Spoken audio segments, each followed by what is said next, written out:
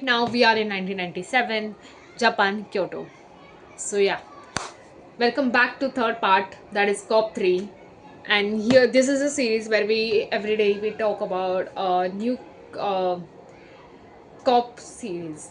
So yeah, so till now 30 COPs had happened. So yeah, today it's time to talk about the most talked about COP, that is COP 3. Kyoto, Japan, because this is the COP where it was not just about promises. It was where promises were turned into legal commitments. So yeah, let's talk about today. It would be a bit short, but yeah, it would be informative for you. And this is channel not just restricted for the people who are just environmentalists or who did green degree in environment science. This channel is for everyone because we every single person on this planet living being needs environment. So yeah, let's move forward. COP3 was held in Kyoto, Japan in December 1997.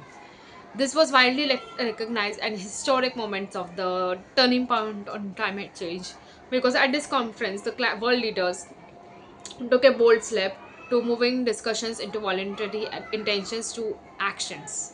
So yeah, the major outcome of the COP3 was adoption of the Kyoto Protocol. It was the first international agreement that legally required developed countries to reduce their greenhouse gas emission. This marked a major shift in the global climate energy. So yeah, the key highlights of COP3 were countries acknowledged that a historic responsibility assigning emissions reduction targets mainly to industrialized nations referred to Annex 1 countries. Developing countries called non-annexed countries were not given binding targets but were encouraged to pursue sustainable growth. For the first time ever, they agreed to the specific reduction percentage, typically to around 5 to 8% below 1990 levels, to be achieved between 2008 to 2012.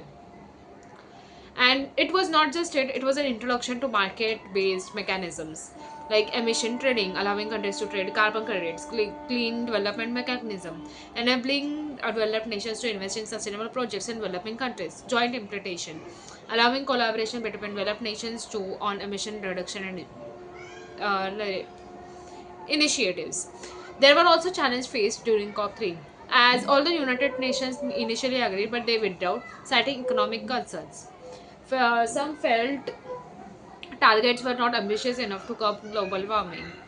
Developing nations demanded greater support in finances and technology to meet the climate goals. Despite the challenges, COP3 was amazing.